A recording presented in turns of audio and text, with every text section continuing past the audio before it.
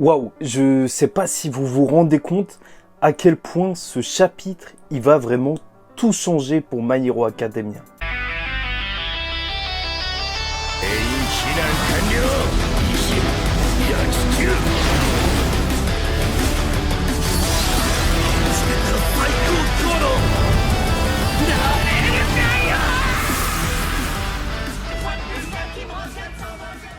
Mesdames et messieurs, ici Chaz et on se retrouve aujourd'hui pour la review du chapitre 306 de My Hero Academia, le début de la fin. Bon, déjà je tiens à m'excuser, à chaque fois que je fais des reviews My Hero Academia, le ton il est assez grave, mais en même temps, il se passe des choses mais tellement graves dans My Hero Academia en ce moment.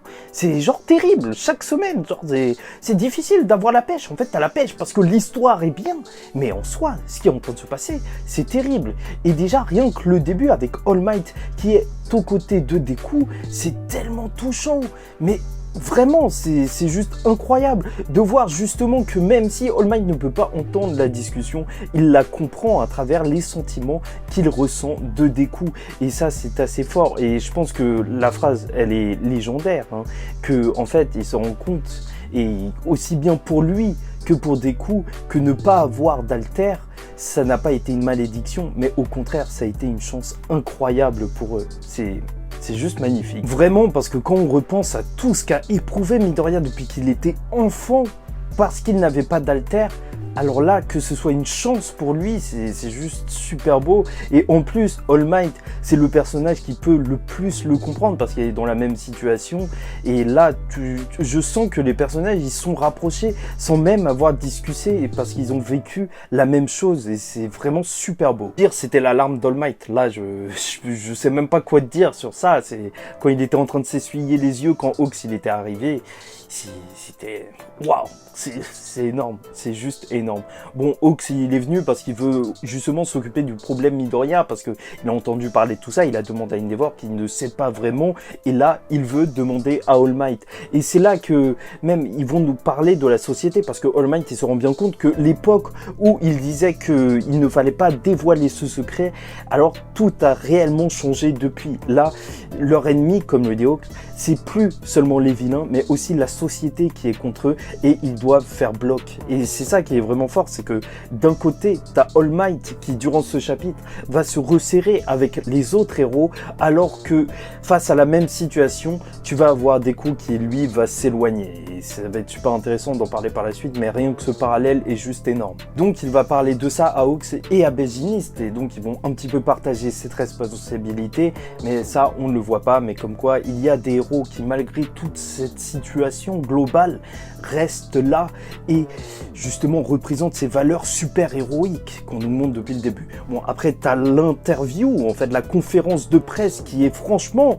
incroyable, parce que tu vois que les journalistes, les gens se déchaînent, et en même temps c'est totalement normal, et ça montre à quel point le My Hero Academia, il montre à quel point justement c'est une société, c'est pas l'histoire d'un héros, c'est vraiment l'histoire d'une société. C'est ça que je trouve énorme dans My Hero Academia. Le jour où je ferai une grosse rétrospective sur toute l'œuvre, je parlerai vraiment de ça, parce que je pense que c'est le plus gros point de cette œuvre, c'est vraiment parler de la société et de tout le mouvement super-héroïque à l'intérieur d'une société. Bon, donc ça va commencer par les excuses d'Endeavor, et c'est assez triste parce que tu vois qu'il y a des gens qui espéraient quand même que toutes ces histoires soient fausses, et même s'il l'avoue avec humilité avoir fait des choses mauvaises, et que tout ça c'est à cause de lui, surtout d'Abby, même si bon, on sait que c'est pas entièrement de sa faute, les gens vont être déçus, ils vont être réellement déçus, et c'est normal. Franchement, imaginez-vous que nous, on a suivi toute cette histoire, mais imaginez-vous à la place de gens qui suivent Endeavor à la télé et tout, qui le soutiennent depuis qu'il est héros numéro 1,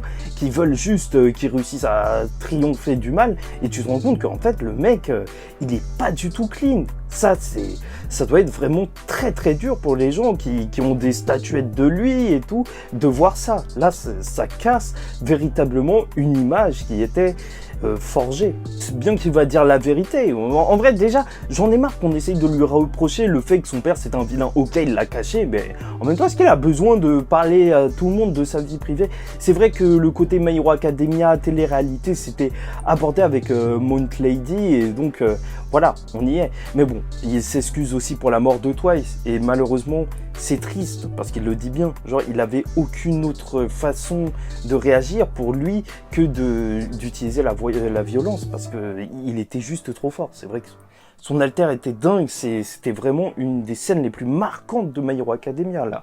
Cette mort de Twice, c'était vraiment affreux. Mais bon, après, t'as une journaliste dont la mère, justement, elle s'est fait blesser dans l'attaque de Maquia. Elle va justement en vouloir à Endeavor, elle va en vouloir à ces héros qui n'ont pas l'air d'avoir tant de peine que ça. Et c'est vrai que ça représente, ça cristallise bien tout ce que plein de personnes dans cette société peuvent ressentir. Il y a plein de gens qui ont perdu leur maison, il y a plein de gens dont la famille a été blessée, et c'est pour ça que Endeavor, c'est une réponse qui peut paraître drôle en fait, au début, tu vois, qu'ils disent tu voudrais que je fasse quoi, que je pleure? Non, mais il le dit vraiment en toute humilité. J'ai l'impression que quand il dit ça, c'est que en fait il se rend compte que même s'il pleurait, ça ne changerait rien, et c'est même ce que la journaliste va dire. Et du côté de Belginiste, et c'est là que c'est aussi très gros ça c'est une info qui passe comme ça, mais qui est très importante, c'est que maintenant ils vont essayer de protéger les civils, et surtout des civils importants comme la famille des super-héros, et à l'intérieur de l'école de Yuei, et c'est là que tu vois la mère de Deku et la mère de Bakugo ensemble. Franchement, je pense qu'il peut y avoir des interactions assez intéressantes sur comment justement les parents des héros d'aujourd'hui, en fait, ils vivent la chose, parce que au final, ça reste des enfants, et surtout, ça reste leurs enfants. Donc, dans une période où tout allait plus ou moins bien, on sait comment ça se passait, mais là, dans cette période de crise, c'est autre chose, et c'est pour ça que ça peut être vraiment un gros morceau. D'ailleurs, Belginiste, regarde, j'ai noté sur ma fiche, enfin tu peux pas regarder, mais il y a écrit girafe. Qu'est-ce qui se passe avec son cou? À chaque fois, on dirait qu'à chaque chapitre, maintenant, son cou va devenir plus long. J'étais vraiment mort. Son col, il est énorme. Il est vraiment énorme. Mais ce qui est aussi gros, c'est que Endeavor dit juste « regardez-moi ». Comme quoi, il le sait. En fait, ça, c'est la philosophie d'Endeavor. C'est vraiment agir, regarder ses actes plutôt que ses paroles, parce qu'il peut parler, il peut justement faire même semblant de pleurer, c'est entièrement dans le personnage, mais il pense que le plus important, c'est les actes, et franchement, on ne peut pas lui donner entièrement tort.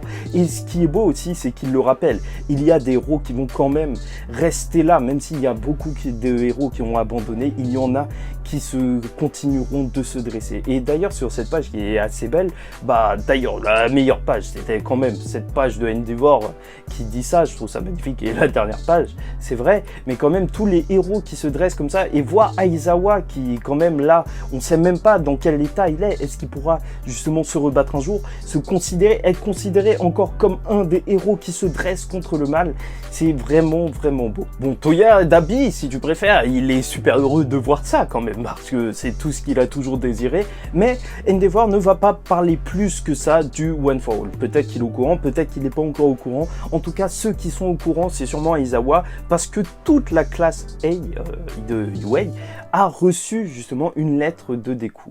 Et cette lettre, d'ailleurs c'est assez mignon qu'il a écrit plusieurs lettres pour chaque personne, mais il les a déposées et il annonce à l'intérieur tout, il révèle en fait que justement son alter est celui qui lui a été transmis par All Might, et c'est vrai que c'est quelque chose qui devait lui peser, en fait, passer plusieurs jours avec ses camarades, et il est en internat, et être justement sur des batailles, des choses où tu te donnes à fond, et devoir cacher une partie de ta personnalité, c'est dur, et là il justifie son choix de complètement quitter l'école, et Uraraka, ça fait mal de l'avoir comme ça, elle se dit qu'il est idiot, et c'est vrai que, en fait, le fait qu'il soit seul, c'est complètement compréhensible.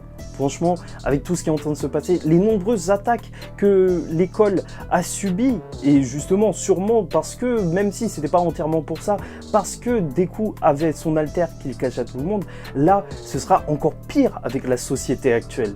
Et donc, c'est compréhensible d'un côté, mais d'un autre côté, voilà, t'as All Might qui, dans ce genre de situation, même si c'est plus lui entièrement le concerné, il a choisi de faire bloc, mais Deku, lui, de son côté, il a choisi de s'émanciper, de rester seul et de ne impliquer personne. Alors que, et c'est pour ça que c'est fort, parce que Uraraka, elle avait compris, elle le sait depuis le début, elle lui disait de pas faire les choses tout seul, mais là, il y va entièrement, et en même temps, est-ce qu'on peut lui donner tort? Et ça fait peur, parce que Nana Shimura, ça s'est mal terminé, elle s'est éloignée des gens qu'elle aimait, elle s'est éloignée de son fils, on a vu comment est devenu son petit-fils.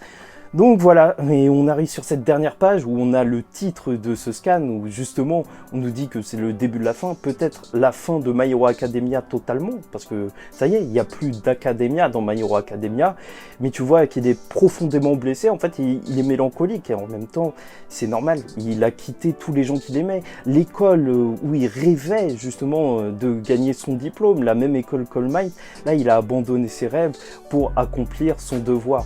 Et franchement, c'est dur. C'est dur, tu le vois par-dessus une genre de gargouille, ou peut-être que c'est un truc volant, mais je crois que c'est juste une genre de gargouille. Ça fait très comics américain, tu vois très bien Batman dessus, ou peut-être Spider-Man, tu connais des coups Spider-Man, mais en tout cas, il voit qu'il y a un vilain qui est en train d'attaquer, et sûrement que maintenant, il est concentré sur sa mission d'arrêter les vilains. Et pourquoi pas, franchement, rejoindre Stein. Ça se trouve que Stein aussi, il sera là et tout, et c'est vrai qu'il a une petite vibe comme ça, hein. Je sais pas pour vous, mais voilà, je trouve qu'il a une petite vibe avec ses vêtements déchirés. Il y en a qui pensent que l'écharpe qu'il a autour de son cou, c'est une genre de cape en réalité, et c'est la cape de Gran Torino. Peut-être parce qu'elle est très symbolique, cette cape. Elle représente aussi le combat qu'il va mener pour Nana Shimura contre Tomura. Donc voilà. C'est vrai que sinon, ses vêtements déchirés, ça lui donne un côté à la fois badass et d'un autre côté, surtout clochard. Malheureusement, c'est un petit peu triste à dire, mais il a un sac sur son dos. Ça se voit, c'est typiquement comment tu verrais quelqu'un qui vit au jour le jour. Là, la série, elle va totalement changer. Bon, et franchement, s'il y a une question que je me pose vraiment, c'est si My Hero Academia, ça va encore garder ce titre. Est-ce qu'on va partir sur My Hero, je sais pas quoi. D'ailleurs, n'hésitez pas à me le dire en commentaire. My Hero Vigilante, non, je crois pas. Mais pourquoi pas un autre truc, juste My Hero, pourquoi pas. N'hésitez pas, la semaine prochaine, je prendrai vos réponses et on en parlera en vidéo, parce que c'est vrai, hein. Peut-être qu'ils le feront pas dans le manga, mais peut-être qu'ils le feront dans l'animé, hein. Vraiment séparé, avec un My Hero Academia Shippuden, tu vois, un My Hero, je sais pas quoi, My Hero Society, j'en sais rien, Deku Far From Home, puisqu'on est sur le thème de Spider-Man, on verra bien. Bon, bref, ce chapitre il était énorme, comme tous les autres chapitres en ce moment de My Hero Academia. On est vraiment sur un gros tournant pour les personnages, et en plus là c'est en avril, donc il y a un peu de temps qui a dû se passer, mais c'est en tout cas vraiment très marquant.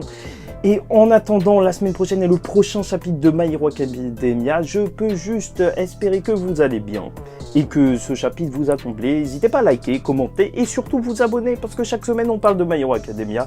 Et en attendant la semaine prochaine, je vous dis ciao tout le monde. N'oubliez pas de répondre à la question de My Hero je sais pas quoi, et paix sur vous.